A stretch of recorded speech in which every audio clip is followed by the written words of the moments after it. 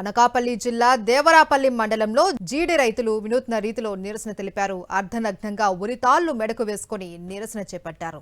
అకాల వర్షాలు, మంచు తెగుళ్లతో పంటలు పూర్తిగా నష్టపోయిన తమను ప్రభుత్వం ఆదుకోవాలి అని డిమాండ్ చేశారు.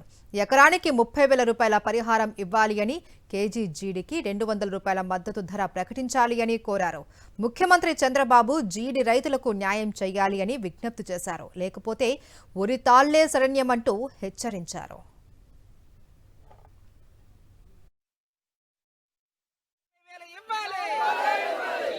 నష్టపోయినందుకు ఎకరాకు 30,000 ఇవ్వాలి. పంటకు నష్టపరిహారం ఇవ్వాలి. ఎకరాకు 30,000 రూపాయలు ఇవ్వాలి. పంటకు నష్టపోయినందుకు ఎకరాకు 30,000 ఇవ్వాలి. ఎకరాకు 30,000 రూపాయలు చేసి ఇవ్వాలి. పంటకు నష్టపోయినందుకు ఎకరాకు 30,000 ఇవ్వాలి. పంట నష్టపోయినందుకు 30,000 రూపాయలు ఇవ్వాలి. పంట నష్టపోయినందుకు ఎకరాకు 30,000 ఇవ్వాలి.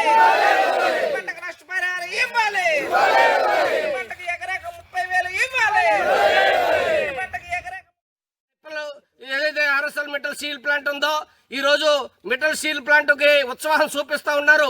ఈ జిల్లాలోనే లక్షల మంది జీడి రైతులు పంటలు పోయి అలో రామచంద్రాన్ని ఏడుస్తూ ఉంటే ఈ రోజు మెటల్ని కార్పొరేట్ సంస్థలు మీరు నెత్తినెట్టుకుని మోస్తా ఉన్నారు. అక్కడ విశాఖపట్నం స్టీల్ ప్లాంట్ నిర్వీర్యం చేస్తూ ఉన్నారు.